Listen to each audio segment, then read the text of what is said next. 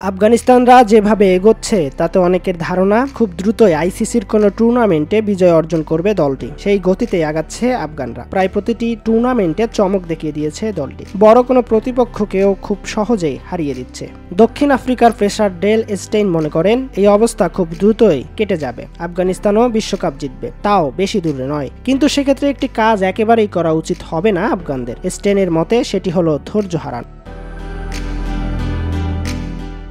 সাম্প্রতিক সময়ে ক্রিকেটে অনেক এগিয়েছে আফগানিস্তান। 2023 ওয়ানডে বিশ্বকাপ, 2024 টি-20 বিশ্বকাপ এবং এবার চ্যাম্পিয়ন্স ট্রফিতে করেছে দুর্দান্ত সাফল্য। স্টেইন মনে করেন এভাবে খেলে গেলে আগামী এক দশকের মধ্যে আইসিসির যে কোনো একটি ইভেন্টে চ্যাম্পিয়ন্স হবে আফগানিস্তান।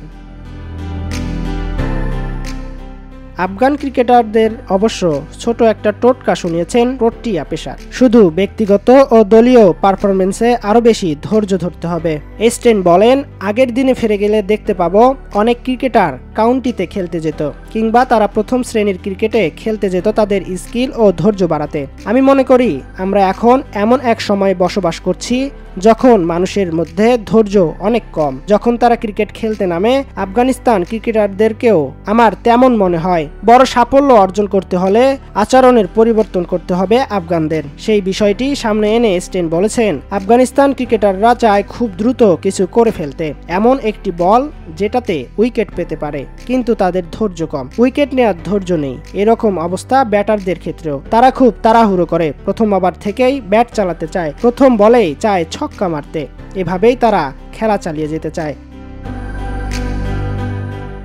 এদিকে চ্যাম্পিয়ন্স ট্রফিতেও চমক দিয়েছে আফগানিস্তান। দক্ষিণ আফ্রিকার বিপক্ষে হার দিয়ে শুরু করলেও ইংলিশদের হারিয়ে সেমির স্বপ্ন বাঁচিয়ে রেখেছে। আজ দক্ষিণ আফ্রিকা যদি ইংরেজদের কাছে বড় ব্যবধানে হারে, তবেই সেমির স্বপ্নটাও পূরণ হয়ে যাবে আফগানিস্তানদের।